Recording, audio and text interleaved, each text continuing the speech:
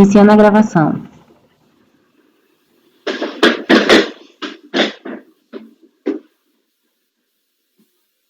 Agora a doutora Érica nos ouve bem, então.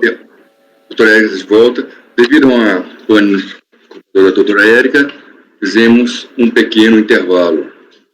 Voltamos agora a discutir o item 316 da pauta.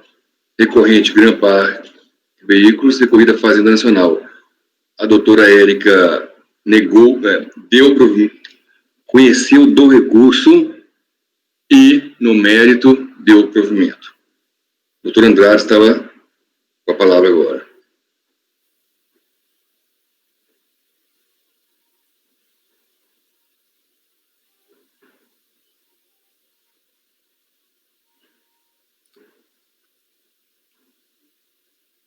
O doutor Andrade estava tratando do conhecimento.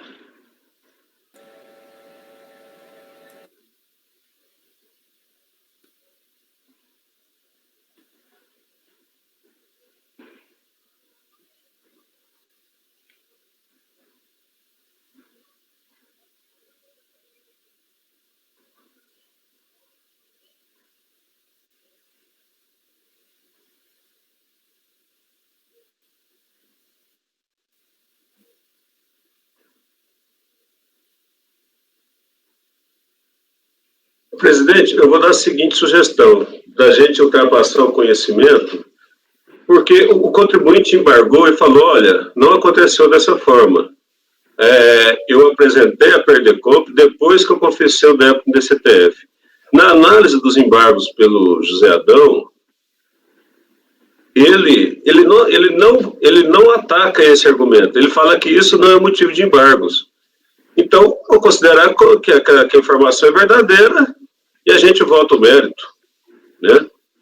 É uma sugestão, porque se essa informação do acordo recorrido fosse verdadeira, realmente não dava para conhecer o recurso. Mas sendo a informação feita em embargos verdadeira, a gente teria que conhecer o recurso. E como o Zé Adão, no despacho dele, ele não contestou a afirmação de que ele confessou depois, ele só disse que não era motivo de embargos isso. Não configura nem obscuridade e nem contradição. Então, passaram eu conhecimento... acho que a gente poderia conhecer e entrar no mérito, né? Passaram conhecimento como vota, doutora Andrada? Assim, aí deixa eu saber o voto da doutora... O mesmo caso anterior. O mesmo caso anterior. Então, no caso, eu estou negando o provimento ao recurso da contribuinte. Doutora Tatiana. Eu acompanho a doutora Érica. Doutor Luiz. Presidente, sempre na dúvida, nós conhecemos. Porque para evitar cerceamento de defesa. E foi isso que aconteceu agora. É assim que nós tratamos na admissibilidade e aqui nós somos rigorosos com conhecimento, até chegar uma dúvida. E no mérito eu mantenho o meu entendimento, acompanho a divergência. Doutora Vanessa, gostaria de falar? Só para confirmar essa informação, doutora Andrada, no recurso especial, o contribuinte afirma que fez a compensação antes da declaração em DCTF. Então, está correta a informação. Obrigada. Doutor Balcir, com a relatora. Doutor Jorge. Com a divergência. Doutora Vanessa. Acompanha a relatora. Também acompanha a divergência. Então, se tratando do processo de Perdecomp, pelo voto de qualidade, negou-se o provimento ao recurso interposto pelo contribuinte. Vencidos os conselheiros Tatiana, Érica, Vanessa e Valcir. Voto vencedor, doutor Jorge, se não me engano. Igual ao outro. Já estava até anotado aqui, presidente. Próximo item na pauta. Item 317, recorrente Gran Parque Veículos, recorrida à Fazenda Nacional, relatora doutora Érica. É a mesma coisa.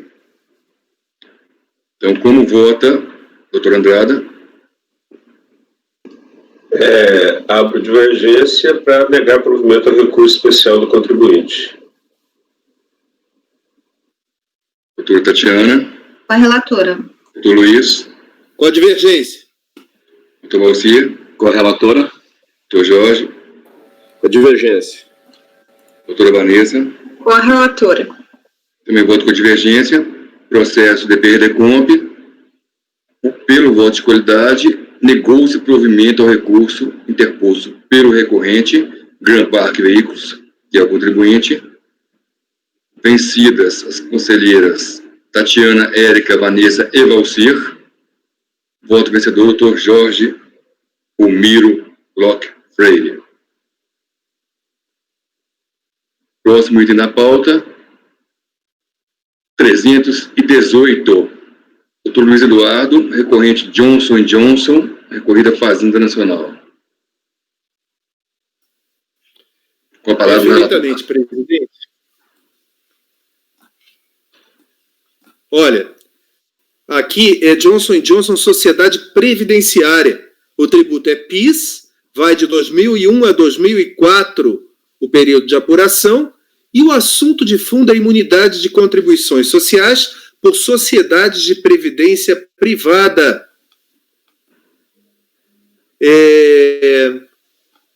Vou passar direto à decisão recorrida, porque basta isso para resolver, para a gente julgar o recurso. O acórdão 3301-00811 deu parcial provimento ao recurso voluntário para cancelar a parte do crédito tributário relativamente aos meses de janeiro a outubro de 2001, por ter reconhecido a decadência em 5 anos contados da data do fato gerador, porém manteve o restante do lançamento, afastou a alegação de nulidade, entendeu que a imunidade se restringe a entidades beneficentes de assistência social, afastou a alegada isenção de entidade de previdência complementar sobre receitas operacionais, e entendeu que a base de cálculo seja o faturamento mensal, a receita operacional bruta, deduzida apenas daqueles valores legalmente definidos no artigo 3º da 9718. Manteve a exigência de multa e juros. Então, o sujeito passivo apresentou recurso especial alegando imunidade do PIS nos termos do parágrafo 7º do artigo 195 da Constituição Federal. Trouxe como paradigma o acórdão 3302000512, que é da própria ação fiscal referente a COFINS. Alega ser entidade de previdência privada fechada, sem fins lucrativos, mantida exclusivamente pelo empregador e que cumpre as condições do Código Tributário Nacional, artigo 14. Ressalta que a condição de entidade beneficente de assistência social foi reconhecida pelo Supremo Tribunal Federal no julgamento de recurso extraordinário número 250.635, dígito 4, e aqui é a parte importante, em que figurava como parte a própria contribuinte, ao afirmar que as entidades fechadas de previdência privada qualificam-se como instituições de assistência social. A segunda matéria não foi admitida. O presidente da Câmara deu parcial seguimento apenas quanto à matéria 1, e o exame de admissibilidade foi confirmado em sede de reexame pela presidência da Câmara Superior. A Fazenda Nacional encontra razões, pede o não conhecimento preliminarmente, sem, entretanto, fundamentar esse pedido, e no mérito, pede negativa de provimento para manutenção da decisão recorrida. Posso passar ao voto, presidente? Sim, adianta o voto. Então vou ao voto. Eu não conheço desse recurso por falta de interesse recursal. Entendo que aqui houve opção pelo judiciário, porque isso foi informado pela própria recorrente no recurso especial, folha 447. No entendimento deste conselheiro e no entendimento da súmula CARF número 1, isso implica desistência. Caso vencido, Quanto ao conhecimento, passo ao mérito. Vamos votar o conhecimento primeiro, presidente? Vamos, primeiro votar o conhecimento. Doutor Andrada, Como relator, doutor Tatiana, O relator. doutor Valcir, O relator. doutor Jorge, O relator, presidente. doutora Érica, Com o relator. doutora Vanessa, Acompanho o relator. também acompanho o relator. Por unanimidade de voto, não se conheceu do recurso interposto pela recorrente Johnson & Johnson, Sociedade Previdenciária. Próximo item. Eu falei que é por unanimidade, né? Se não falei, tá? É por unanimidade de votos, não se conheceu do recurso. Próximo item. 319, recorrente. TSN Transmissora, recorrida Fazenda Nacional, relator doutor Luiz Eduardo.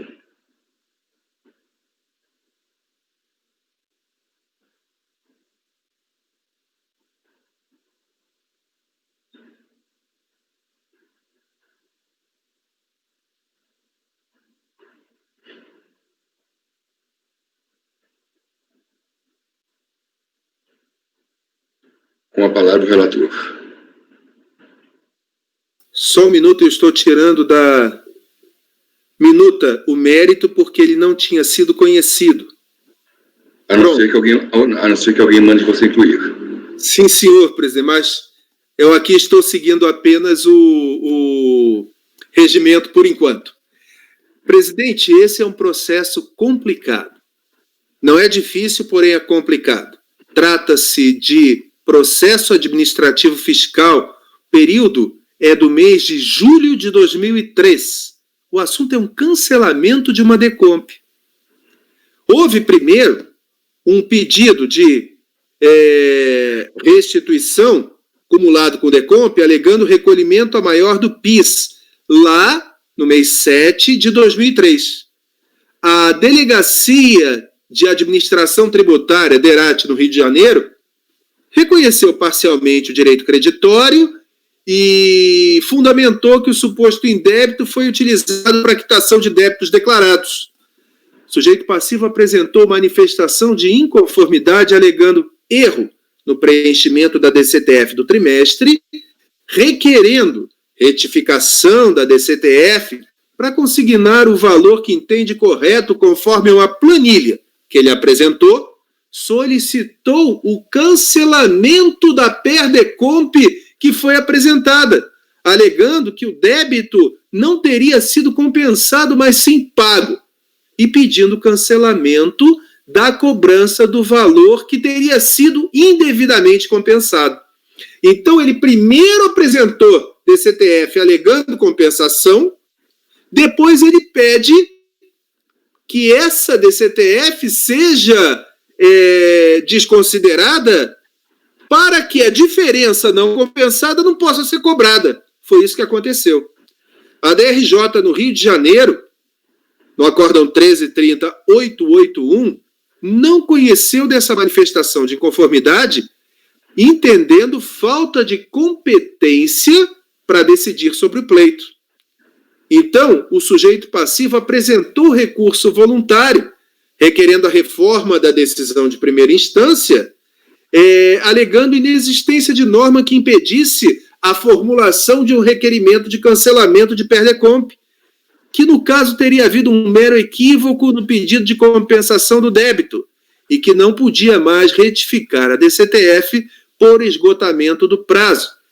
A decisão recorrida 3401-002-133 negou provimento ao recurso voluntário. Entretanto, o relator encaminhou por não conhecer do recurso, entendendo que essa não seria a forma adequada para a realização do pedido de cancelamento da DECOMP. Então, o sujeito passivo opôs embargos de declaração, mas eles foram rejeitados por despacho do presidente do colegiado.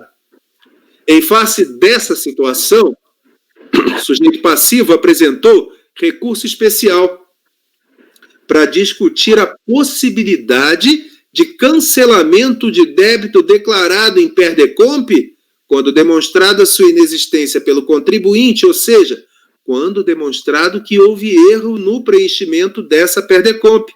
Trouxe como paradigma os processos 1301, os acórdãos. Acórdãos 1301-002-243 e 1803-002-612. Alega que, se o contribuinte apresenta pedido de cancelamento de ofício do PERDECOMP, manejando manifestação de inconformidade ao argumento de que inexiste débito a ser declarado por erro, a autoridade fiscal deveria receber a manifestação de inconformidade como se fosse um pedido de revisão de ofício, e que a falta de apreciação do pedido de cancelamento da DECOMP vertido na manifestação de inconformidade caracteriza cerceamento do direito de defesa a demandar a anulação do acórdão recorrido para que outro seja produzido com a apreciação de todas as razões da inconformidade. O presidente da Câmara deu seguimento ao recurso e, no mérito, a Fazenda Nacional pede negativa de provimento para manutenção da decisão recorrida. Posso passar ao voto, presidente? Perfeitamente. Conheço, porque aqui a discussão é: será que o CARF pode fazer a revisão de ofício de um ato que o próprio contribuinte não pode mais fazer? Ou será que a revisão de ofício depende, é problema do contribuinte com a autoridade preparadora? Ele não está se insurgindo contra a manifestação de inconformidade, mas está se insurgindo contra seu próprio pedido. Foi isso. Como fundamento, entendo que ao CARF também falece competência para apreciar pedido de cancelamento de declaração do contribuinte, dado que a apreciação deve ser feita pela unidade local, que é a Delegacia da Receita Federal da jurisdição do contribuinte, conforme disposto no regimento interno da Secretaria da Receita Federal do Brasil, cabendo àquele órgão administrativo se manifestar, inclusive em grau de recurso, nos termos da Lei Geral do Processo Administrativo, reexaminando a decisão de mérito. Em face do exposto, eu mantenho as duas decisões anteriores, negando provimento ao recurso especial do sujeito passivo. É como voto. E ele emenda que realmente é um complicado também. E o voto também. É complicado, é novo, não conheço, é uma situação diferente. Eu sou obrigado a me manifestar, estudei o caso e estou encaminhando meu voto. Estão abertos os debates. Então, eu... Já vai votar? Então, doutor Ndara, direto ao voto, então. Eu vou fazer umas observações, mas eu concordo com o posicionamento do Dr. Luiz, mas quando você olha essa situação do ponto de vista do contribuinte, é uma situação muito complicada. O que aconteceu com ele? Ele pagou o débito duas vezes. Ele pagou pela compensação, pela DECOMP, e pagou via DARF. Aí, em vez de ele pedir restituição do DARF, ele pediu restituição da DECOMP. Não é bem pedido de restituição, né? Ele pediu para retificar a DECOMP. Então, ele vai acabar pagando duas vezes esse crédito aí, mas, de fato, eu acho que não é a gente que tem que resolver isso. Ele devia ter ido pelo caminho, trilhado um caminho mais direto, né? Pedido restituição do DARF, alguma coisa assim. Talvez também já estivesse prescrito, né? Ele vai acabar pagando duas vezes. Mas eu não vejo outra solução, não. Eu acompanho o relator, presidente. Doutora Vanessa, gostaria de falar? Sim, eu só... essa competência atribuída às delegacias da Receita Federal, como é que seria o pedido do contribuinte? Então, teria que ser diretamente na delegacia. O artigo 149 do CTN permite revisão de ofício de ato administrativo. E o pedido de revisão de ofício está previsto no regimento da Receita Federal. O que aconteceu é que ele não pediu revisão de ofício de nada durante 5 anos. Ele Aí, foi direto para pedir o cancelamento. Aí, quando estava acabando 5 anos, a Receita Federal tem o prazo para fazer o despacho decisório, fez dentro do prazo, e aí que ele foi se flagrar do que aconteceu. Aí, nesse período que ele foi apresentar a manifestação de inconformidade, me parece que o caso passou, o prazo passou. Aí ele disse, então eu vou ganhar no processo isso. Só que não tem competência. Quantas vezes a gente já derrubou auto aqui nessa sessão porque a Receita Federal perdeu o tempo de lançar? Ele perdeu o tempo de reclamar. E reclamou para a pessoa errada. Eu não posso dar uma decisão que esteja fora da minha competência.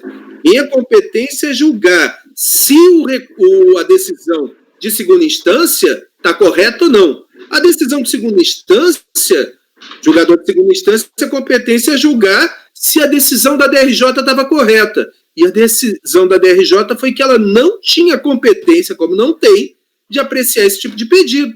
Veio até aqui.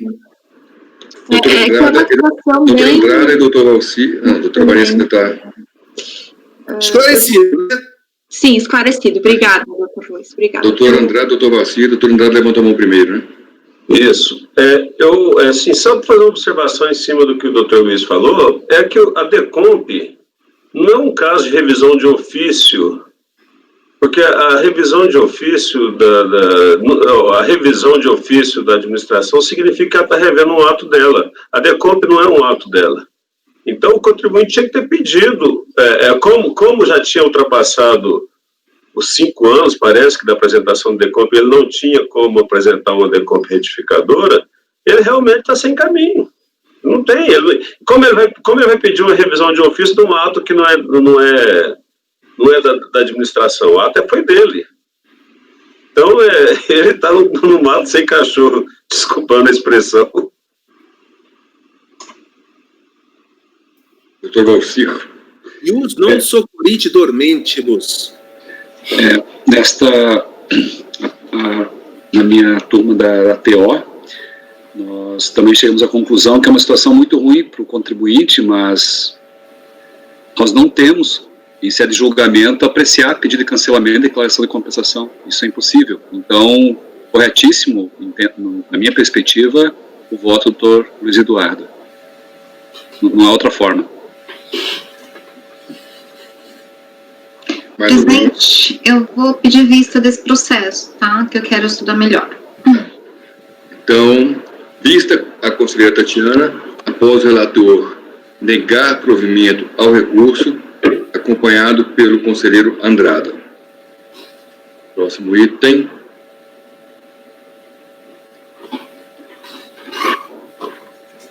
Doutora Tatiana, recorrente Peugeot Citroën, recorrida à Fazenda, foi retirada de pauta pedido do contribuinte. 321 também, Peugeot Citroën, retirada de pauta pedido do contribuinte. 322 também, recorrente Peugeot Citroën, recorrida à Fazenda, retirada de pauta pedido do contribuinte. Próximo, 323. São os embargos de declaração de minha relatoria, acho que eu coloquei na pasta também aí. Não se encontra na pasta, senhor presidente. Não? O último aí, não? O último. Perfeito. ACM. Perfeito. Aqui esse eu não numerei. Embargo, eu fiz separado.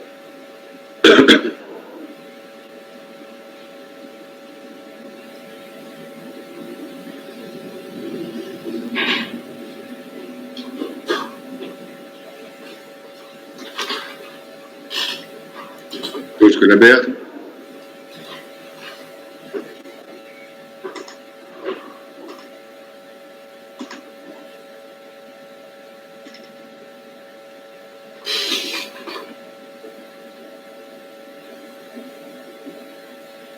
Relatório.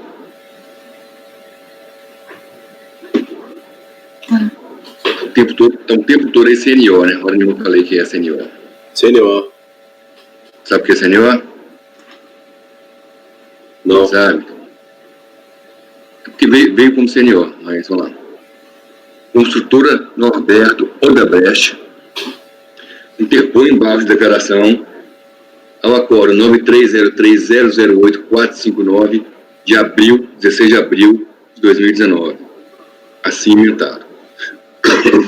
Para que seja conhecido o recurso especial, imprescindível comprovação do dissenso interpretativo mediante juntado de acordo no paradigma, em que a mesma situação fática sobrevieram soluções jurídicas distintas nos termos do artigo 67 do Regimento Interno, aprovado pela Portaria 343 de 2015. Por unanimidade de votos, a terceira turma não conheceu o recurso especial interposto em fase do acordo 3401-001-902, então, por decisão unânime, por falta de similitude fática entre as matérias decididas pelos arestos recorrido e as apontadas como paradigmas. Nos aclaratórios, o sujeito passivo suscitou a ocorrência de contradição da decisão recorrida, na medida que teria adotado a premissa de que, no caso do acordo paradigma 3201-001-472, o provimento deu-se sem conversão de julgamento de diligência, quando o que se deu foi exatamente o contrário, ou seja, o colegiado 3201 deu o provimento de recurso voluntário somente após o retorno dos autos da diligência. O regulatório teria confirmado a alegação do contribuinte.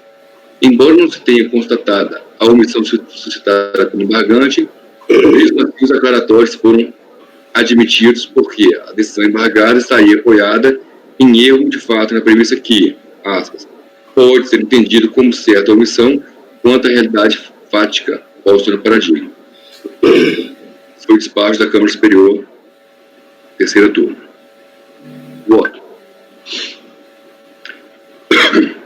O recurso foi apresentado com observância do prazo previsto, bem como demais requisitos de admissibilidade.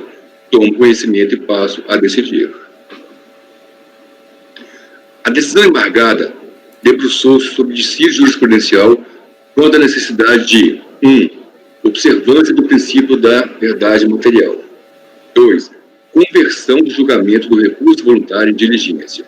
O embargante, aparentemente, conformou-se com a solução dada para a primeira divergência, na medida em que os aclaratórios, ora sob júdice, refere-se exclusivamente à segunda matéria, e, especificamente, ao cotejo analítico da decisão recorrida, 3401-001-902, com o acórdão 3201-001-472. A primeira TO da Quarta Câmara apreciou o recurso voluntário em processo de formalização de exigência decorrida de auto de infração eletrônico em procedimento de auditoria automatizada, da DCTF, no segundo trimestre de 97, em que se constatou que o processo judicial informado pelo contribuinte na declaração não comprovaria alegar a suspensão da exigibilidade do débito do PIS no período. O voto condutor da decisão recorrida negou o provimento ao apelo, porque as alegações de defesa não foram comprovadas. Confira-se a sua parte final. Parte final é o seguinte: todavia, a contribuinte não trouxe provas aos autos que demonstrem serem os mesmos valores em discussão no processo administrativo e no presente processo. Frente a todo exposto, voto por negar provimento do recurso voluntário. 2. As alegações da contribuinte devem ser comprovadas objetivamente e não afirmadas. Esse foi o voto do relator, Dr. Fernando Marques Cleto Duarte. Seguiram os embargos da declaração por meio do qual se pretendeu suprir a omissão no acórdão lotado, visto que o colegiado 3401 deixou, aspas, passar em branco o fato de que ninguém melhor do que a própria administração, detentora de todos os dados, para verificar os elementos ventilados pela contribuinte e constatar ou não a sua veracidade. Fecha aspas. Contra o relatório o acórdão 3401-002-362, proferido no julgamento de embargo da decisão recorrida. Alega a embargante, outro sim, que não apenas foi contundente ao alegar o lançamento em duplicidade, como também foi diligente ao juntar documentos que, no mínimo, dão indícios da sua veracidade. Acredita que não houve a análise correta das provas carregadas aos autos. Pugna pelo acolhimento dos presentes embargos, com escopo de sanar eventual omissão apontada requerendo a anulação do acordo. Os embargos foram rejeitados ao fundamento de que foi analisado, aspas, todo o contexto probatório apresentado, não vislumbrando, em nenhum momento, qualquer prova carreada aos autos que corroborasse com as alegações lançadas no recurso voluntário apresentado pela embargante. Como se vê, a decisão recorrida, Acórdão 3401-001, integrada pelo Acórdão 3401-002-362, não definiu uma linha sequer sobre a necessidade de conversão do julgamento do recurso voluntário em diligência. De sorte que não haveria mesmo como extrair de sido suscitado quanto a essa matéria, pois trata de matéria não pré-questionada. Entretanto, os óbitos para conhecimento do apelo especial não se resumem a isso. O voto condutor do acordo embargado enfatizou a dessemelhança entre circunstâncias fáticas sobre as quais se debruça o acordo recorrido, e sem descritas, e o Acórdão 3201-001-472, que passo a resumir. Consta do relatório da decisão que tratou naqueles autos de exigência PIS, formalizada por audiofração eletrônica decorrente de autoria informatizada das STF certificadoras, terceiro e quarto trimestre de 97. Também consta do relatório do paradigma que, instruindo a impugnação, aspas, a interessada apresentou cópias dos seguintes documentos: carteira de identidade, procuração, ata da Assembleia Geral Extraordinária, ata da reunião do Conselho de Administração, auto de infração, envelope interessado ao contribuinte, auto de infração eletrônico, que posteriormente, aspas, foram juntadas pelo contribuinte cópias dos seguintes documentos: protocolo do processo 10.070.002.528/2002-13, declaração de desistência de ação judicial, quadro demonstrativo de débitos, auto de infração de PIS, autorização de débito em conta de prestação de parcelamento, guias DARF, comprobatórios do pagamento de 6 parcelas do PIS, relativamente ao benefício concedido pelo artigo 11 da MP 38, e guias DARF correspondentes à diferença da taxa Selic verificada nas 6 parcelas de recolhimento do PIS. Em face desse conjunto probatório, o colegiado 3201 converteu o julgamento de diligência, para que a fiscalização se pronunciasse sobre a duplicidade ou não dos lançamentos de débitos de PIS com aqueles objeto do processo administrativo, número tal, lavrado contra o estabelecimento matriz, e como alega recorrente, e o voto condutor do Acórdão 3201-001-472, em vista do relatório de diligência que demonstrou a duplicidade do lançamento de débitos de PIS com aqueles objeto do processo administrativo, lavrado contra o estabelecimento matriz. Cancelou a auto de infração em decisão cimentada. Aí vem a emenda. É nulo o auto de infração lavrado o qual se exige crédito tributário constituído em outro processo administrativo, inclusive atestado através de diligência demandada pelo CARF. Parece-me indene que, de qualquer dúvida, que os arestos paragonados não guardam similitude fática mínima para que se possa estabelecer uma base de comparação e deduzir dissídio administrativo, a respeito da necessidade de conversão de julgamento do recurso voluntário de diligência, matéria de divergência suscitada. Presidente, só uma Sim. dúvida. Havia solicitação de sustentação oral nesse processo? Não. Espera aí. Aqui na pauta. Tem sim. Tem citação oral, sim. Eu só verifico. Então, eu vou... Deixa eu ver aqui na minha planilha, peraí. Obrigado, Vanessa. Deixa eu ver aqui.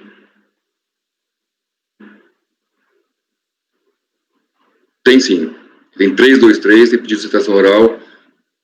Vou passar a citação oral agora. Depois eu volto ao voto.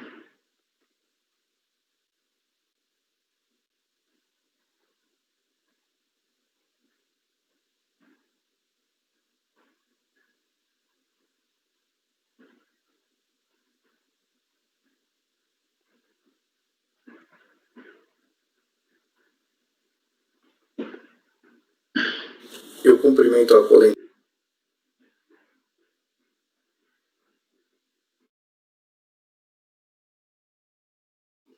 Eu não estou ouvindo. Eu também não estou ouvindo. Vou retirar e colocar de novo. Também não estou ouvindo.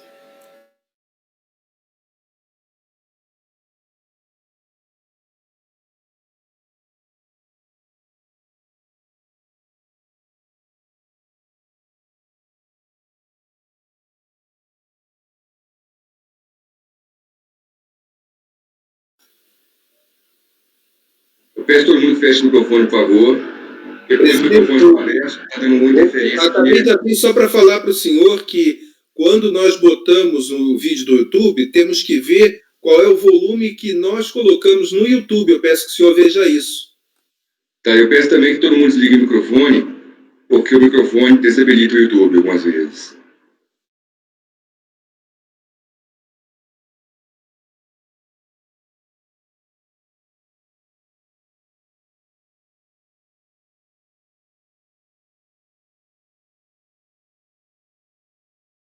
Eu cumprimento a além da turma e assim eu faço na pessoa do senhor presidente. A título de introdução, trata-se aqui de auto de infração lavrado em desfavor de uma das filiais do contribuinte, por meio do qual exige seu PIS do período de abril a junho de 1997. Dentre as razões trazidas pelo contribuinte, destaca-se a de que o tributo aqui exigido ele foi pago em processo administrativo antecedente, que é o de número 15.374.001.961/99, dígito 29, onde a base de cálculo foi o faturamento da matriz de todas as filiais, inclusive da embargante. Ou seja, trata-se de lançamento em duplicidade. O auto de infração foi mantido pela delegacia de julgamento e o contribuinte interpôs recurso voluntário.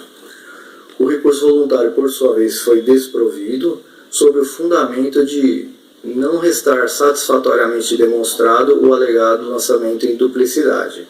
Muito embora tenha o contribuinte trazido algumas peças do processo antecedente que davam, no mínimo, indícios do alegado lançamento em duplicidade. No entanto, a colenda turma ordinária não acolheu um dos pedidos sucessivos do contribuinte, que era no sentido de converter o julgamento em diligência, e desproveu o recurso voluntário diretamente. Ainda inconformado, o contribuinte interpôs recurso especial, sustentando que tivesse a colenda turma ordinária agido como agiu a turma que julgou um dos acórdãos paradigma, ou seja, convertido o julgamento do recurso voluntário em diligência, o desfecho seria outro, ou seja, constatar-se-ia o lançamento em duplicidade e o auto de infração seria fatalmente cancelado. O recurso especial ele não foi conhecido sob a fundamentação de ausência de similitude fática. Vênias todas, estamos aqui diante de uma flagrante contradição. Um dos acordos eleito como paradigma, ele é do próprio contribuinte, sob as mesmas razões de lançamento em duplicidade, o mesmo tributo, inclusive o mesmo processo antecedente que eu já disse e peço vênia para repetir, que é o 15.374.001.961/99, dígito 29. Então não apenas guarda a similitude fática, como calha com perfeição da espécie. É o mesmo tributo, o mesmo contribuinte, a mesma alegação de lançamento em duplicidade, inclusive o mesmo processo antecedente. Então, por essa razão, não há como não conhecer o recurso especial. Aproveitando o ensejo, eu tomo a liberdade de citar outros 9 casos do próprio contribuinte, onde alegou-se lançamento em duplicidade, com o mesmo processo antecedente também, e os autos de infração foram todos cancelados.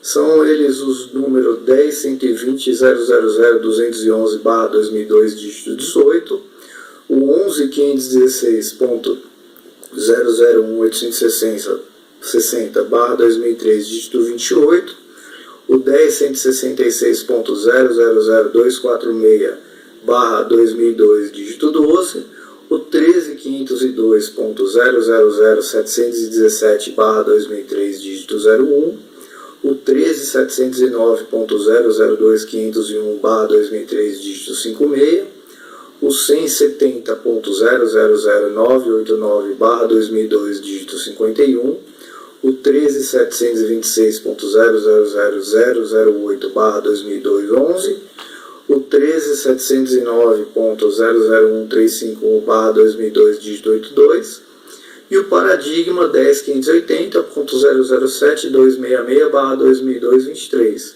Os dois primeiros sequer aportaram ao CARF, foram solucionados em primeira instância, e os 3 últimos foram solucionados também de forma favorável ao contribuinte depois de convertido em diligência, tal como pugnou-se aqui no recurso especial.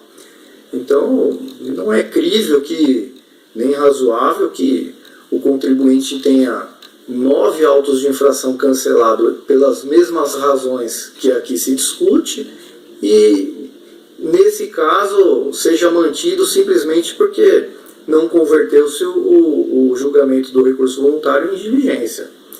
Então, o que eu reitero aqui e peço é que os embargos de declaração sejam conhecidos e acolhidos para eles emprestar-lhes efeitos infringentes e dar provimento ao recurso especial para cancelar o acórdão proferido pela turma ordinária, para que outro seja proferido em boa e segura ordem de direito somente depois de convertido o julgamento em diligência para perscrutar se houve ou não o alegado lançamento em duplicidade.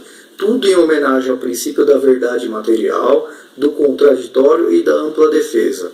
São essas as minhas razões e eu agradeço pelo espaço.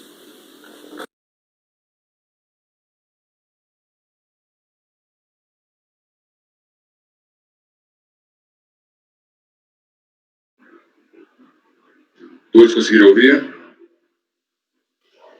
Sim. Depois da sustentação oral, eu tinha começado a ler o voto já. Eu passei, já li a parte que eu falo dos fatos, explico a decisão embargada, explico a parte da primeira até a quarta Câmara, transcrevi o voto do Dr. Fernando Cleton, passei pelos embargos de declaração, fazendo todo um histórico do que ocorreu, coloquei que os embargos lá foram rejeitados, expliquei também o porquê da nossa não conhecimento, transcrevi toda a documentação que o contribuinte apostou aos autos,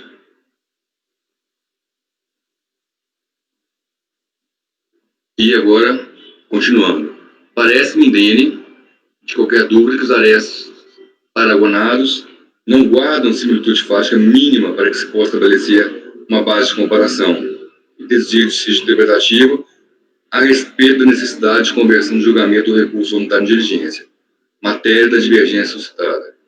A decisão recorrida considerou que as alegações do contribuinte não se fizeram acompanhadas de provas, ao passo que, nos autos do processo do acórdão do paradigma, houve início de prova no alegado recurso.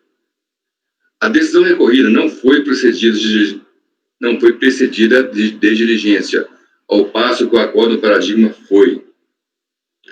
Assim, em se tratando de espécies díspares de fatos embasadores da questão jurídica, não há como estabelecer uma comparação em desvio de divergência. Nesse sentido, reporto-me ao acórdão 010956 de 89, transcrito abaixo. Ainda a sedimentar a impossibilidade do apelo, constato que nem a decisão recorrida, nem indicada como paradigma, discorreram sobre matéria da divergência suscitada, ou seja, necessidade de conversão do julgamento do recurso voluntário em diligência. Há que se considerar que o dissídio jurisprudencial consiste na interpretação divergente da mesma norma aplicada a fatos iguais ou semelhantes, o que implica a adoção de entendimento conflitante para as mesmas regras de direito aplicadas a espécies semelhantes da configuração dos fatos embasadores da questão jurídica posta em debate. Não há, portanto, como caracterizar o dissídio interpretativo, se ambos acórdãos, recorrida e paradigma, não tiverem apreciado a mesma questão objeto do recurso especial interposto. Por fim, como se não bastasse tudo quanto acima foi dito, há que se considerar que o vício da contradição que autorizaria os embargos de declaração é aquela interna ao acórdão, verificada entre a fundamentação do julgado e a sua conclusão, e não aquela que possa existir, por exemplo, com a prova dos autos. Isso já é pacífico no STJ. Nem a que, porventura, exista entre a decisão e o ordenamento jurídico. Nesse caso, já existe decisões do STF. Menos ainda que se manifeste entre acórdão e opinião da parte vencida. Nada disso é fundamento para embargo de declaração por contradição. A toda prova, a decisão embargada não alberga qualquer proposição conciliadas entre si, menos ainda a omissão vislumbrada pelo despacho que admitiu os declaratórios ora rejeitados. Como eu sei disso, a estreita via recursão dos embargos de declaração não se presta à revisão ou qualquer espécie de ponderação acerca da decisão de mérito adotada pelo colegiado prolator. Ante o exposto, voto por rejeitar os embargos de declaração opostos pelo contribuinte. Doutor Andrada.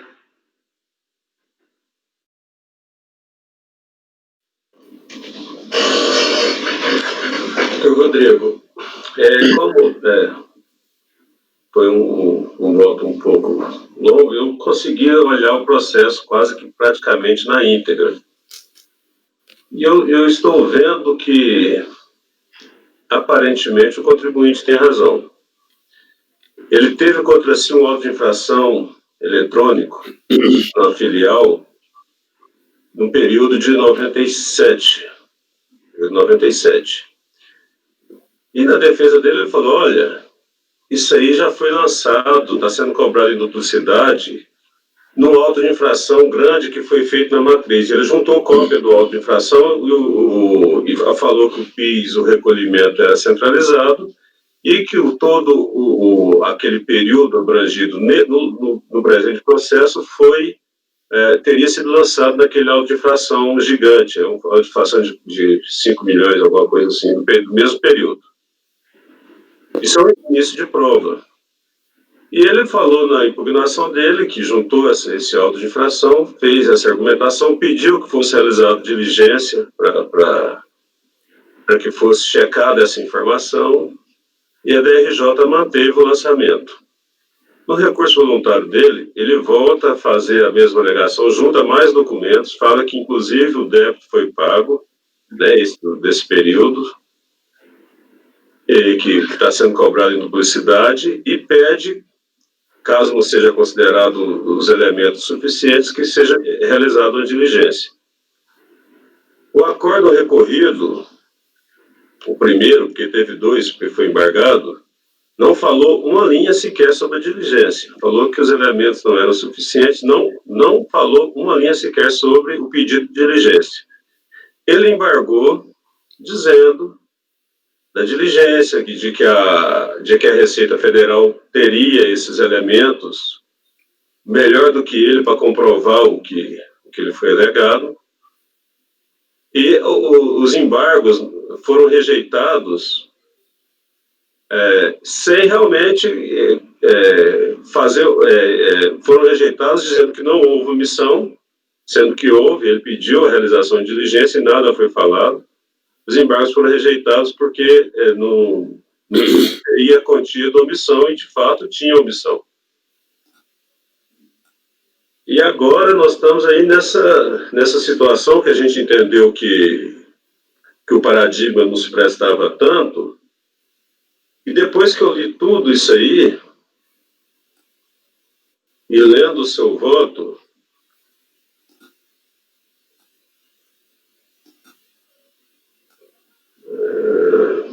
deixa eu chegar ao voto aqui, só um minutinho.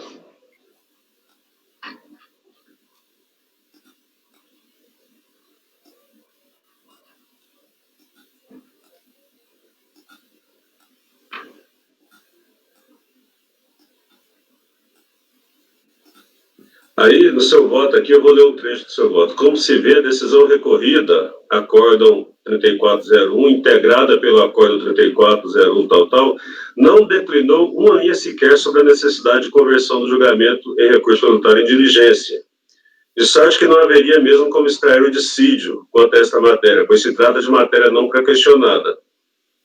Ela não foi pré-questionada porque o primeiro acórdão nada falou sobre o pedido do contribuinte e o segundo falou que não tinha tido omissão. Então, a gente considera que quando o pedido é feito em embargo, se considera-se, então, que houve o pré-questionamento. Aí você segue. Entretanto, os autos para o conhecimento do apelo não se resumem a isso. Aí, pulando um pouquinho, parece-me íngreme de qualquer dúvida, os arestos paragonados não guardam similitude fática mínima para que se possa estabelecer uma base de comparação e deduzir de si de interpretativa a respeito da necessidade de conversão do julgamento do recurso de diligência em matéria da divergência citada. Aí você colocou duas situações. A decisão recorrida considerou que as alegações do contribuinte não se fizeram acompanhadas de provas, ao passo que nos autos do processo do acordo paradigma houve início de prova do alegado no recurso.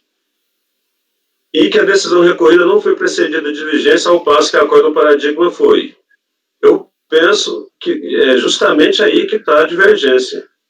No acórdão paradigma, houve um início de prova e transformou-se o recurso, o julgamento em diligência. E no presente, mesmo com o início de prova, não houve a conversão do julgamento em diligência. E eu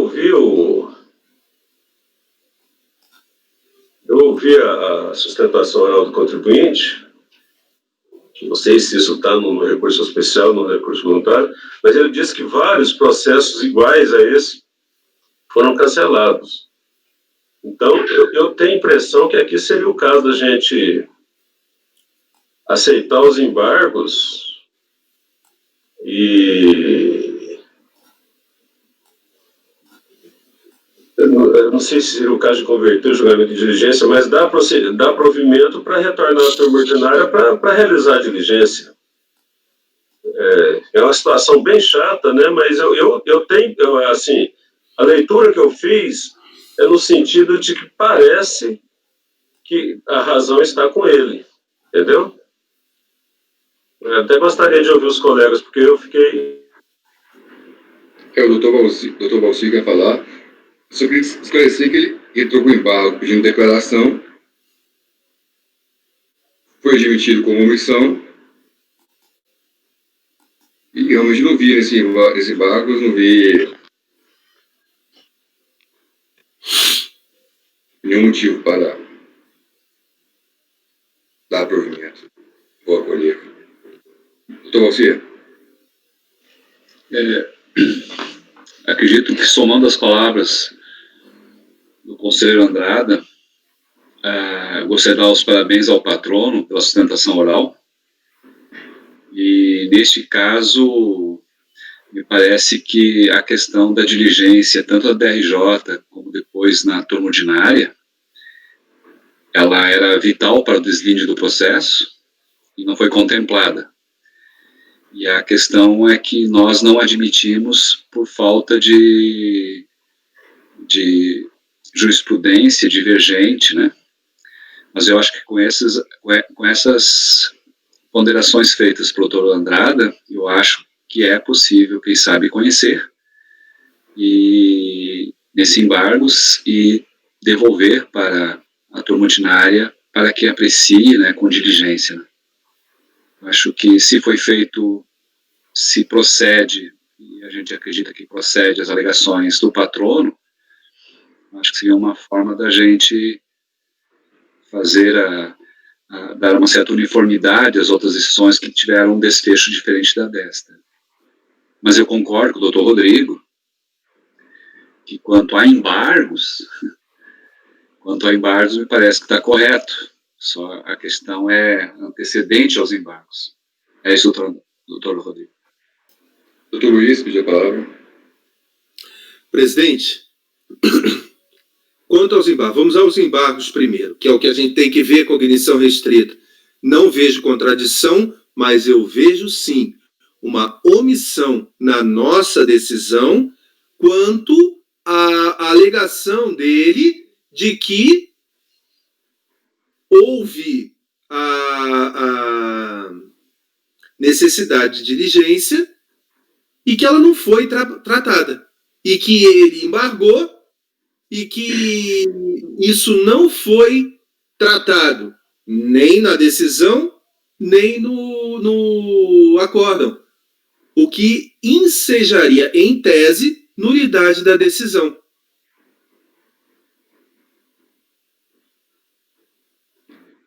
Em face das ações, me parece bem razoável a proposta do doutor Andrada de dar provimento parcial aos embargos para dar a decisão recorrida e para que seja proferida nova decisão, levando em consideração todos os pontos do recurso voluntário, o que me parece não houve.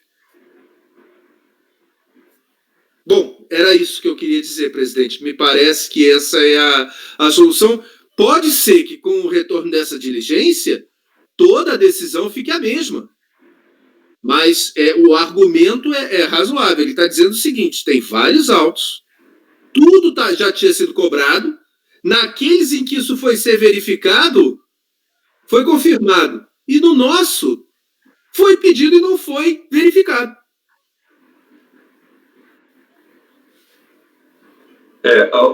Uma coisa é certa, houve omissão clara do acordo recorrido e do correspondente embargos. Isso é fato. Do recorrido lá embaixo, que você fala. Do acordo da turma ordinária do CARF, ele pediu diligência, nada se falou sobre isso. Ele embargou para falar sobre isso e falou... A turma fez um acordo de embargos para dizer que não teve omissão. E parece-me que a omissão foi clara. Doutora Vanessa.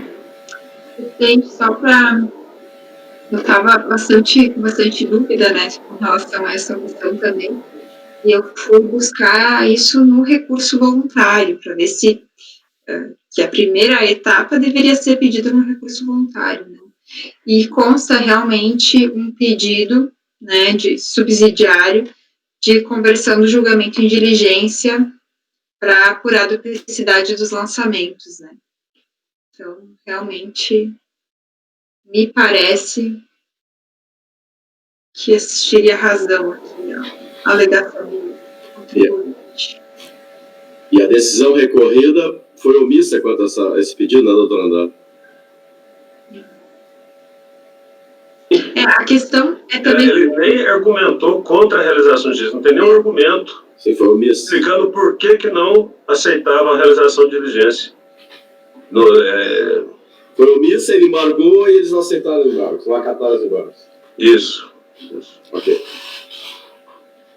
Acho que os fatos estão claros para mim. Isso, então, doutor Andrada queria voto. Então, presidente, eu vou abrir divergência para acatar os embargos, acatar parcialmente os embargos com efeitos infringentes, né? Para registrar a omissão no acórdão da turma baixa, no acórdão recorrido, nos acórdãos recorridos, né, no acórdão e no acórdão de embargos, e determinar o retorno do processo à turma ordinária para que analise todos os pedidos efetuados pelo contribuinte. Para suprir a omissão de não ter analisado todos os elementos colocados no recurso voluntário. Eu penso que essa é uma decisão justa. Então você está propondo anular o acordo. Sim. Na verdade é o seguinte, acho que está errado isso aí. Porque o seu recurso, o recurso especial não foi conhecido. Então vamos acatar os embargos para conhecer o recurso especial. Para mim, a divergência está estabelecida. Eu li 2 trechos do seu voto que eu não concordo com eles. No acórdão embargados nosso aqui, no processo nosso aqui, não houve relação de diligência, em razão de indícios de provas apresentados.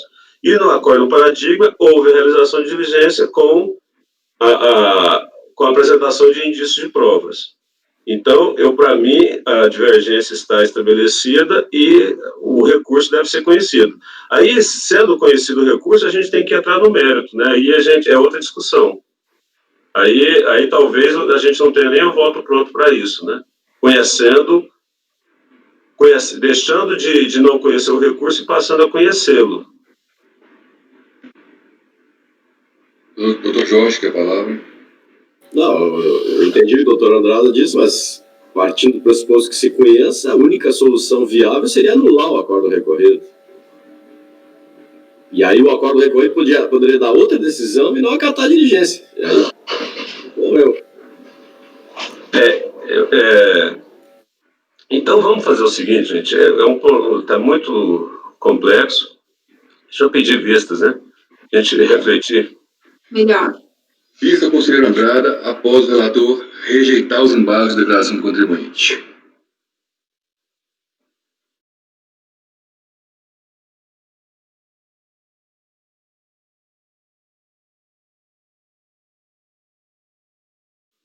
No próximo item da pauta,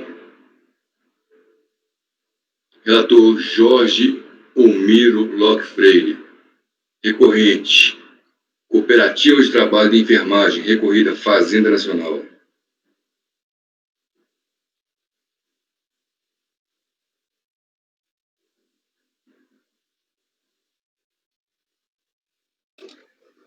Seu fone, Jorge. Volto na pasta aqui na minha frente aqui. Retomando. Taxa de recurso especial de divergência do contribuinte contra o acórdão 3401. Alô?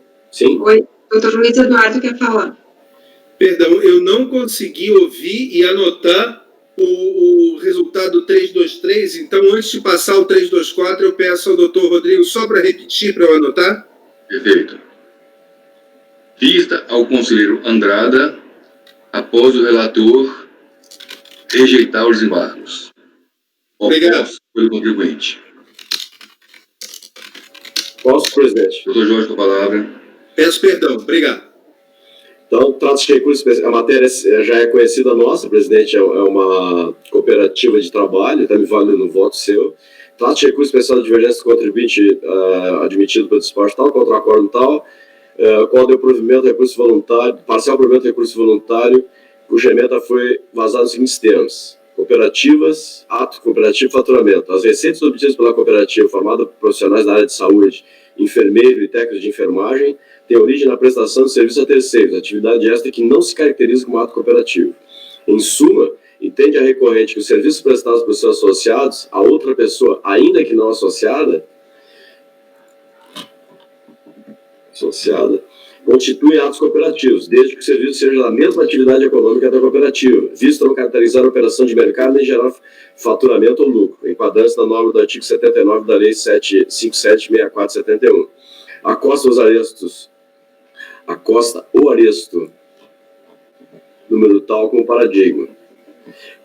Pede ao fim, a decretação da improcedência do lançamento, a Fazenda, enquanto razões, pede que seja negado o provimento ao relatório, presidente. Conheço o recurso nos termos que é admitido. Em conteste, o recorrido reconheceu que os serviços prestados pelos associados da recorrida são aqueles objetos de atividade social, porém entendeu que tais atos só estariam isentos até outubro de 99, enquanto a exação refere-se ao ano calendário 2001. Matéria similar, tributação de atos cooperativos em cooperativas de trabalho, já enfrentamos nos arestos 8.246, de 19 de março de 2009, de relatoria do presidente, e 9.404, da relatoria da doutora Tatiana. O primeiro julgado referido restou assim emendado: cooperativa de trabalho, prestação de serviços, receitas, ato cooperativo. E nesses aí não se fez esse corte temporal. A prestação de serviços para terceiros pelos cooperados das sociedades cooperativas de trabalho, cujos serviços são objetos de atividades sociais e econômicas, que eu disse antes no relatório que é uma questão em conteste, constituem atos cooperativos. Assim, as receitas decorrentes prestação de serviço não estavam sujeitos à contribuição. Só feito ao conspícuo conselheiro Andrada Márcio Canuto Natal, ao relatar o aresto tal, de 15 de 10 de 2009, assentou que o STJ, no rito dos repetitivos, números tais e tais, julgados em 27 de abril de 2000, fixou o entendimento que, aspas, não incide a contribuição destinada ao PIS/COFINS sobre os atos cooperativos típicos realizados pela cooperativa, o qual, obter dictum, não se aplica às cooperativas de crédito, como igualmente apontado pelo doutor Andrada, ocasião que esse julgamento foi sobrestado. Ou seja, naquele julgamento se disse que não tinha não incidiam sobre os atos cooperativos, afastando as cooperativas de crédito. Então, assim concluo, presidente, consoante a jurisprudência da sentença, a turma é de ser provido especial do contribuinte. É disposto, conheça e proveja o especial do contribuinte. É uma cooperativa de trabalho. Doutor Andrada. Acompanho o relator. Doutora Tatiana.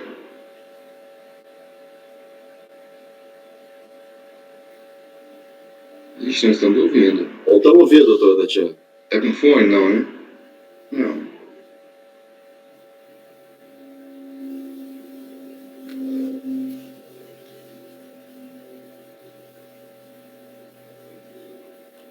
Melhor expulsar ela, presidente. Foi. Vai sair entrar de novo. Às vezes basta desligar e ligar o microfone de novo também.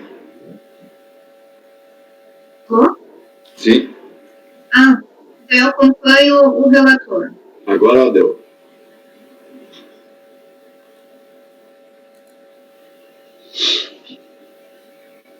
Doutor Luiz Eduardo. Com o relator, presidente. Doutor Valcir. Com o relator. Doutora Érica. Com o relator. Doutora Vanessa. Acompanho o relator. Também acompanho o relator. Então, por unanimidade de votos, deu-se provimento ao recurso especial interposto pelo contribuinte. E assim encerro a participação. Item 325, recorrente Cidade de Deus, Companhia Comercial Recorrida Fazenda, tirado de pauta do contribuinte. Consequentemente, foram retirados também os processos repetitivos. 326, 327, 328, 329, 330, 331, 332, 333, 334. Estamos quase acabando. Somente a doutora Érica agora. A chave da Câmara está com a doutora Érica. Não, tem mais um da doutora Tatiana. A Tatiana? A mão dela está... Ah, não, dela também tem, né? O meu só tem 2. Consideração oral ainda. Tem 335, doutora Érica, recorrente Fazenda, recorrida PT, Agrocomércio de Produtos. Então, vamos lá. Trate de recurso especial apresentado pela Fazenda Nacional, né? Aqui, nesse caso, aqui a Fazenda Nacional, a divergência citada por ela diz ao termo inicial e a data da extinção do crédito tributário pelo pagamento antecipado. Né? Aqui está a emenda, né? Direito creditório, restituição do prazo. Para os pedidos de restituição apresentados até o dia 8/6/2005, o direito de pleitear restituição do tributo ou contribuição paga indevidamente ou a valor maior que o devido, extingue com descusto de prazo de 5 anos, contada a data da homologação tácita ou expressa do pagamento antecipado nos casos de tributos lançados com homologação. Então, a Fazenda entrou, o recurso dela foi admitido, o contribuinte apresentou contra-razões manifestando pelo não conhecimento e não provimento do recurso especial da Fazenda. É o relatório CITES. Esse tem sustentação oral? Então, Esse não, pode ir na voto. Tá. Eu conheço o recurso especial da Fazenda, tá? Apesar das alegações pelo não conhecimento do recurso, entendo que o dissídio foi bem caracterizado. Quanto ao mérito, né, o mérito da discussão está em torno da definição do termo inicial para a contagem do prazo prescricional de 5 anos para o contribuinte postular a restituição e compensação de tributo sujeito ao lançamento por homologação que foi pago indevidamente. No caso, então, a empresa recorrente apresentou o PDCOM pelo eletrônico no dia 10/9/2004, pleiteando a restituição do PIS relativo ao período de operação de 10/95 a 2/96, e declarando a compensação de débitos do Simples. O pedido de restituição foi apresentado antes da vigência da Lei Complementar 118 e considera de 5 anos o pagamento antecipado do prazo para pleitear a restituição.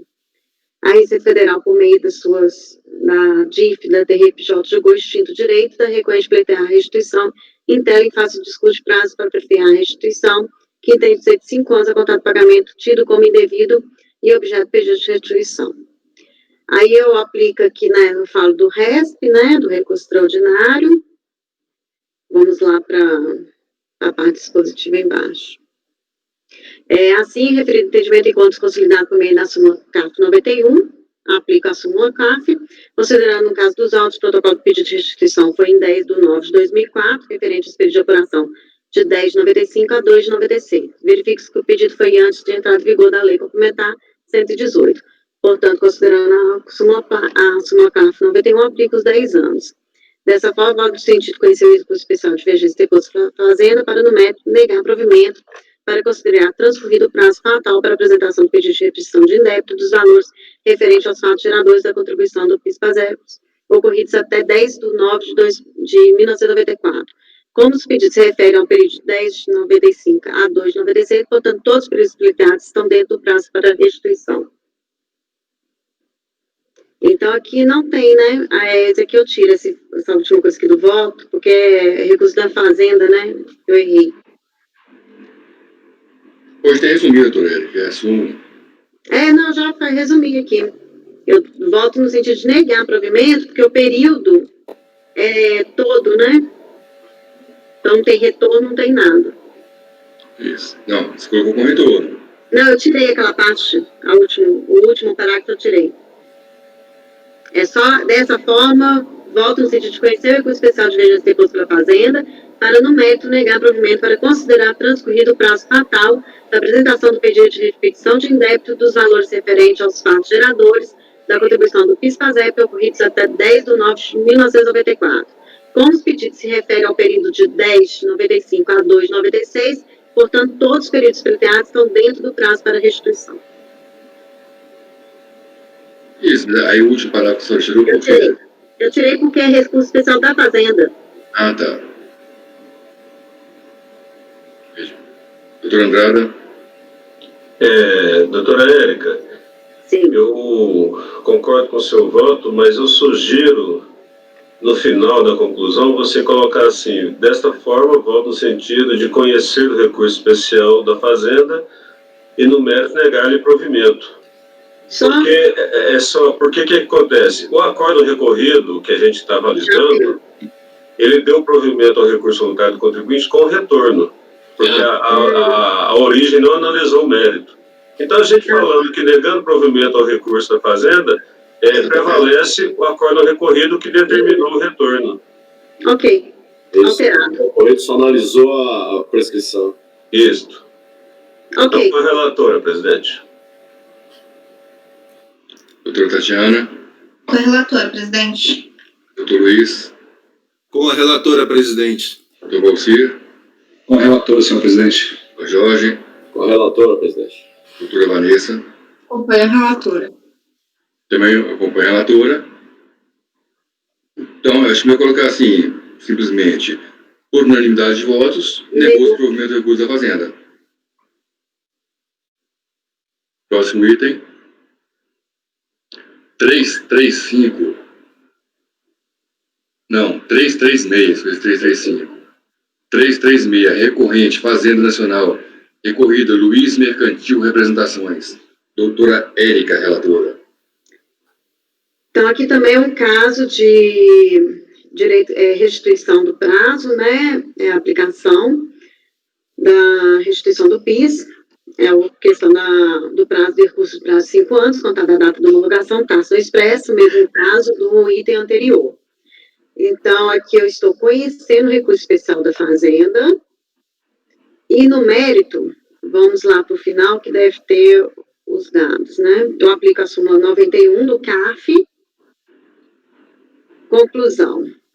Aí aqui eu também tiro aqui a última parte. Aqui no caso também, é melhor tirar só para negar provimento, né? Porque todos os períodos estão abancados. É a mesma coisa do outro. Isso.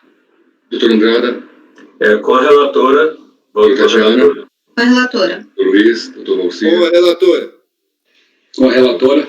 Doutor Jorge. Doutora Vanessa. Com a relatora negando provimento. Também voto com a relatora. Por unanimidade de votos, negou-se provimento ao recurso interposto pela Fazenda. Agora vamos ao outro item, que é o último. 337. Esse tem sustentação que o senhor falou, presidente? Esse vai ter sustentação oral. Recorrente, Fazenda, recorrida. Companhia Suzano de Papel e Celulose. Relatora, doutora Tatiana Midori Midiyama. Presidente, eu vou fazer um breve resumo, porque vai ter sustentação oral, né? É um recurso especial da Fazenda, e o ponto aqui que será discutido é a parte de expurgos inflacionários. Tá? O relatório.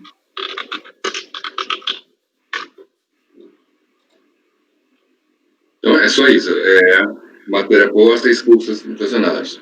Então, eu vou colocar agora a sustentação oral. Sem decisão judicial? Doutor Tatiana, pode esclarecer? Ou que vai esclarecer no voto? Pode ser no voto, né?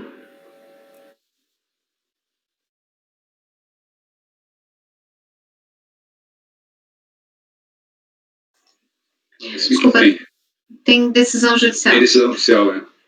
Parece que sim.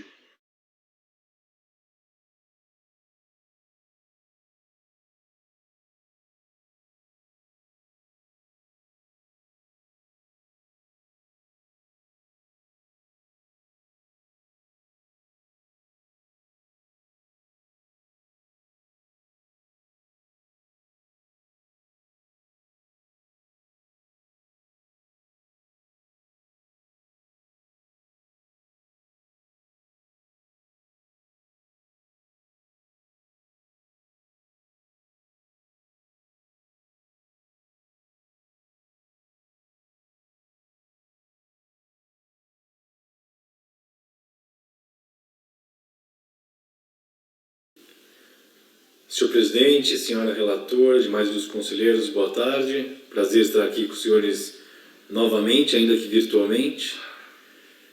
Minha sustentação oral neste momento tem por objeto o item 337 da pauta, um processo da Suzano, em que o acórdão recorrido reconheceu o direito no caso então da recorrente, a aplicação dos índices do IPC na atualização do crédito, cuja compensação lhe foi assegurada por ordem judicial, e o recurso especial da Fazenda Nacional está fundado exclusivamente na suposta violação à evidência da prova constante dos autos. Este recurso, no caso, é manifestamente descabido, por diversos motivos. Primeiramente, trata a Fazenda Nacional do seu recurso do não cabimento da aplicação da Selic, mas, na verdade, o acórdão recorrido faz uma menção meramente genérica à Selic, sequer aplicável no caso, porque a última compensação se deu em 94, antes mesmo da existência da legislação que previu a aplicação da Selic, então sequer tem aplicação prática no caso concreto, não há interesse processual. Isso não foi, na verdade, essa menção do acórdão não é uma decisão propriamente dita, e ainda que assim não fosse, o eventual fato de você ter um julgamento extra petita não é fundamento que justifique a interposição de respe por contrariedade à evidência da prova. Da mesma forma, com relação aos índices inflacionários, na verdade, a decisão se deu com base na prova dos autos, examinando as decisões existentes nos autos, portanto não há decisão contrária à evidência da prova, não houve uma prova que foi desconsiderada, o que houve foi a interpretação das decisões judiciais tal como postas nos autos, e finalmente o recurso especial, na verdade, sequer enfrenta exatamente a argumentação do acórdão recorrido. Ele se limita a afirmar de que não há decisão judicial que assegure a coerção monetária, mas não enfrenta os fundamentos da decisão recorrida, o que por si só impediria o conhecimento do recurso. No mérito, a matéria me parece bastante clara. Nós apresentamos memoriais, foi feito já o upload eletrônico. Nos memoriais está claramente demonstrado que desde a inicial foi discriminado todos os índices que se pretendia aplicar, no caso os índices inflacionários do IPC, então isso constou expressamente da inicial e do pedido. A sentença de primeira instância havia denegado a segurança, mas o acórdão do tribunal deu provimento ao recurso e concedeu integralmente a segurança. Se a Fazenda Nacional entendesse que não teria sido dados os índices inflacionários, teria então que ter embargado, para que a concessão fosse parcial e não total. Não houve embargo de declaração, portanto, uma vez concedida a segurança, ela está concedida nos termos do pedido. Então não há dúvida nenhuma de que, de fato, no caso, a decisão judicial, de fato, autorizou o cômputo desses índices inflacionários. Agora, ainda que assim não se entenda, existe já precedente recente deste colegiado, do acordo de relatoria do conselheiro Charles Maia, decisão unânime aqui dessa Câmara Superior, entendendo que, mesmo existindo decisão expressa, trata-se de matéria de ordem pública e deve-se reconhecer de ofício o direito aos expurgos inflacionários, seja porque existe já a repercussão geral do STJ a respeito da matéria, seja porque existe ato declaratório da própria Procuradoria da Fazenda Nacional, dispensando inclusive a interposição de recursos. Então, a matéria é de fato bastante simples e espera a recorrida, então, não seja admitido o recurso especial da Fazenda ou, caso admitido, que lhe seja negado o provimento. Agradeço a atenção dos senhores novamente, espero que continuem bem com saúde e que em breve possamos estar tendo esses julgamentos de forma presencial. Obrigado.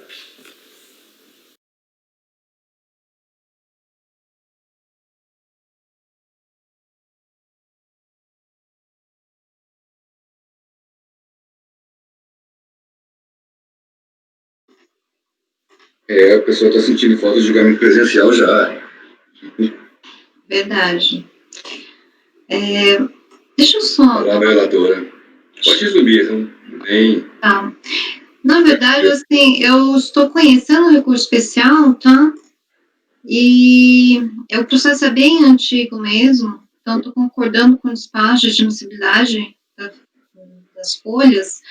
E quanto ao mérito, eu estou citando, na verdade, votos, né, aqui do Dr. Rodrigo, mas eu sei que tem votos também da doutora Érica, só que eu não coloquei aqui, estou negando provimento. E tem decisão, sim, judicial. Doutora Andrada. Posso perguntar, Bruno? Doutor Jorge, pediu a palavra. Não, mas pelo que eu estou lendo do seu voto aqui, a decisão judicial não se manifestou contra os índices de correção monetária, né, doutora Tatiana? Olha, doutor Jorge, é isso que eu estou vendo agora, porque eu não me lembro realmente do processo, até pedir aqui uma ajuda de vocês. Porque nós já julgamos um caso que tinha decisão judicial, acho que foi da Quali, se não me engano, e nós mantivemos os índices porque a decisão judicial já tinha transitado de julgado. Entendi.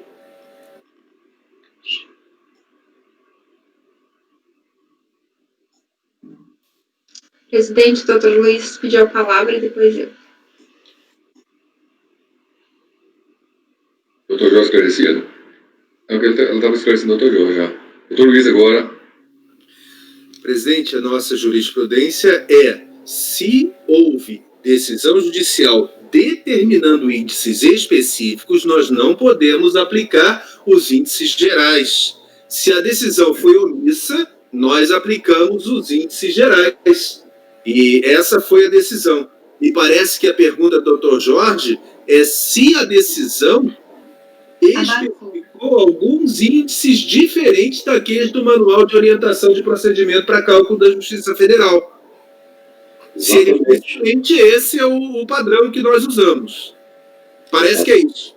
Essa foi a pergunta, para esse fim. Perfeito. Doutora Tatiana, do esclarecimento. Não, eu tô dando uma revisada aqui nos autos do processo, presidente, porque realmente eu fiz há um tempinho, eu não me lembro. Tem 11 minutos ainda para encerrar esse processo. Eu vou pedir ajuda também dos colegas, que eles são mais rápidos que eu.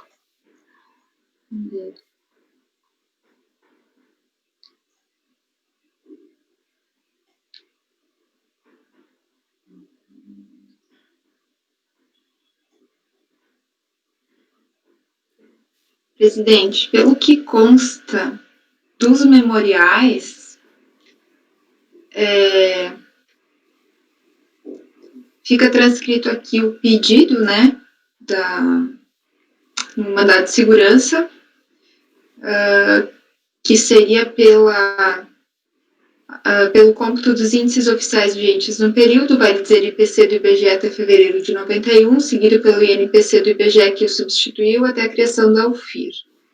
E o contribuinte alega que houve a concessão da segurança pleiteada, né, na sua íntegra, portanto, restaria incontroverso que foram reconhecidos o direito à compensação e também a atualização pelos índices referidos, né, como reconhecido pelo acórdão recorrido. O recurso, ele coloca isso também, que realmente o pedido foi com os índices e foi a decisão, né, a decisão transitada e julgada abarcou os índices.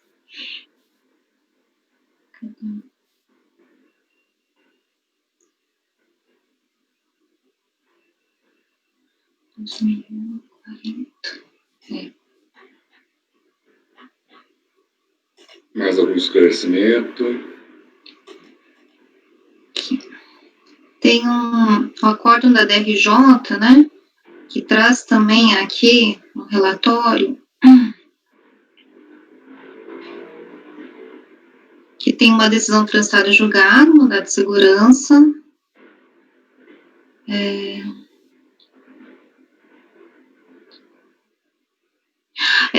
que foram desconsiderados os índices do IPC, cuja aplicação foi assegurada pela decisão judicial transitada julgada nos autos mandados de segurança.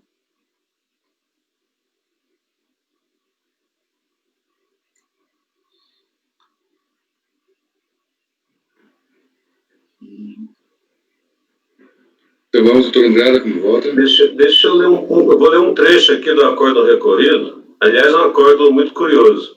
Ele foi formatado em forma de resolução. Mas tem a decisão sobre a correção monetária.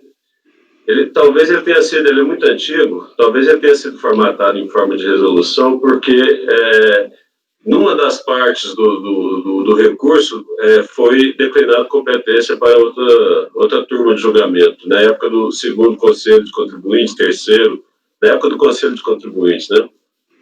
Mas em relação à correção monetária, que é o que a gente está discutindo aqui, deixa eu ler um trechinho aqui para ver se a gente chega no consenso aqui. Já no que toca à correção monetária, o apelo do contribuinte merece provimento. Há muito se consolidou na jurisprudência pátria o entendimento de que a correção monetária não representa um plus, mas apenas evita um minus. Cumpre destacar que o contribuinte formulou um pedido expresso sobre a correção monetária de seus créditos na inicial de seu mandado de segurança, folhas tais, e na apelação. Os acordos proferidos, embora não tenham consignado em suas emendas referência expressa à correção monetária, trazem em seu bojo reflexões acerca de sua total pertinência. Folhas 125, 126 e 130. De outra parte, a correção monetária integral é matéria largamente admitida no âmbito deste Conselho. Com efeito sobre este particular, transcrevo meu entendimento consignado em inúmeros votos. Nesse sentido, para que ao final seja feita a tão cotejada justiça a que espera a recorrente, mister verificar em primeiro plano a exaustiva jurisprudência do egrégio STJ em seu bojo aos índices manifestamente classificados. É importante destacar que a Igreja Câmara Superior de Recursos Fiscais, por sua primeira turma, vem de reconhecer tal jurisprudência, enfocando o princípio da moralidade como parte dessa questão, citou um acordo, transcreveu.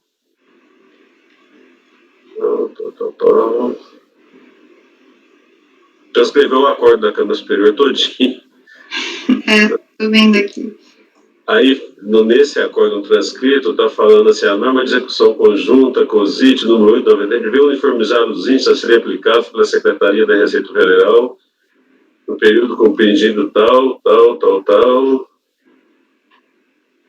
Presidente, pelo que eu li aqui, eu nego provimento ao recurso da Fazenda, acompanho a relatora. Pelo que eu entendi aqui, Andrada, vê se você entendeu a mesma coisa. Como a petição inicial contemplou, pelo menos está no acórdão também da DRJ, né, que contemplou os índices, que ele tá, pelo menos que o contribuinte, ele acha que tem direito, né, e a decisão foi favorável a ele, então me parece que daria para ir por essa linha que a decisão judicial contemplou os índices, né. Isso. Foi a linha do acordo recorrido. Ele entendeu que, embora não constasse das emendas, constava das fundamentações do voto, a pertinência da correção monetária. Foi isso que se embasou o acordo recorrido. Uhum. Eu acho que, assim, considerando também os pontos que até a pergunta, o questionamento feito pelo Dr. Jorge, eu vou complementar meu voto, tá, com essas informações para deixar mais claro, e vou seguir com esse entendimento, tá? Eu até vou...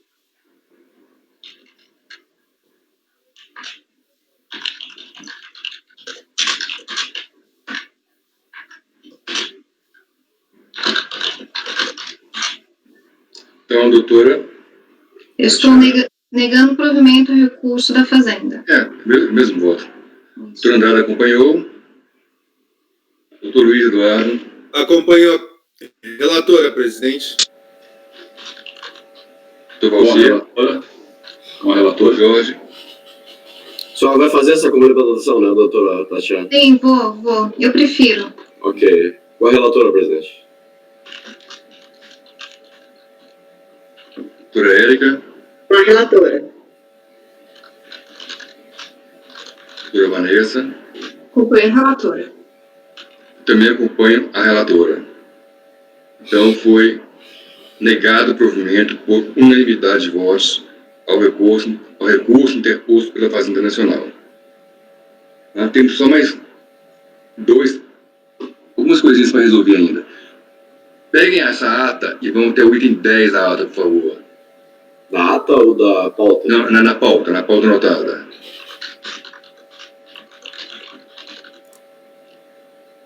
Em 10. Presidente, o item 10 foi de minha relatoria. Não, item 10 não. Item 10 não item 10 da... O item 10 lá do início, das observações. Ah, sim, senhor. Sim. Ok. Acesso